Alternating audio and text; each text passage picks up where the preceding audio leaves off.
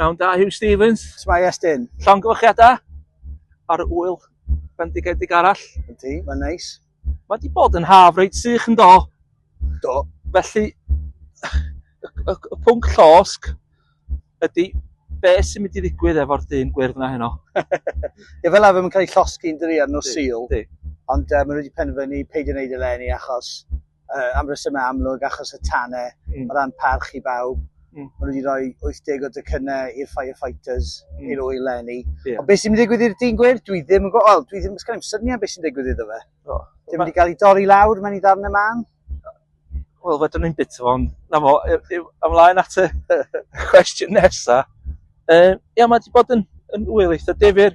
Be ti'n meddwl ni wedi cofio mwyaf am yr wyl yma?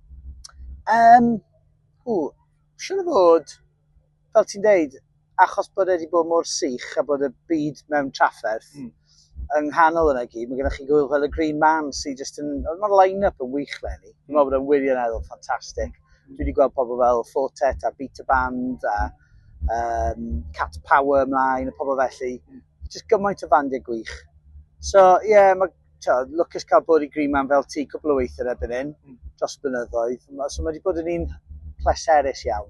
A da chi'n fel gwyl arbennig, da chi'n rhoi llwyfan i lot o comediwyr, cyneuwyr, bandiau Cymraeg.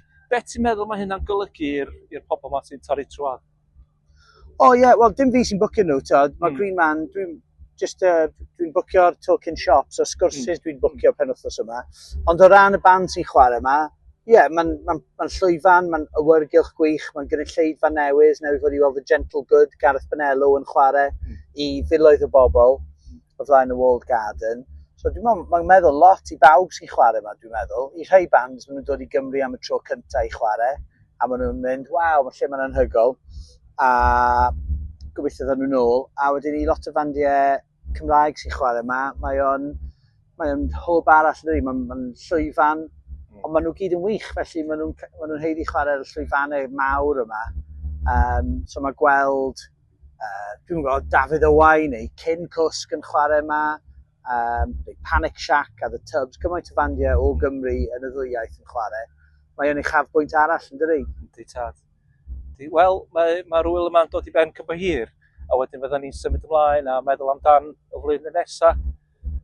Os yna rhywbeth wedi ddeud fi'n ei rannu i'w cnepyn bach o sy'n mynd i ddigwydd blwyddyn nesaf? Dim syniad pwy maen nhw wedi bwcio i Green Man blwyddyn nesaf, ond mae'n 25 mlynedd o'r dyn gwyrdd blwyddyn nesaf. Yndi. So mae'n ben-blwydd mawr yn dydi 25. Yndi, bydd. Achos mae'n wyl annibynnol hefyd yn dydi, mae'n werth cofio hwnna, mae'n gwbl annibynnol a mae'n wyl gwych fi'n credu.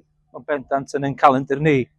Rhywbeth, jyst yn meddwl mlaen, rhyw argymelliad bach ar gyfer blwyddyn nesaf, be fyswn ni'n licio gweld ar ran pobl Cymru, really, ydy podleidiadau Cymraeg yn y lle podcast os yn bosib Huw. Os wedi di siarad efo'r bobl yn y pen cadlys, os yna'n briliant. Ie, syniad da. Diolch yn fawr iawn am dy amser di eto, a llongyfarchiadau unwaith eto. Diolch yn fawr. Diolch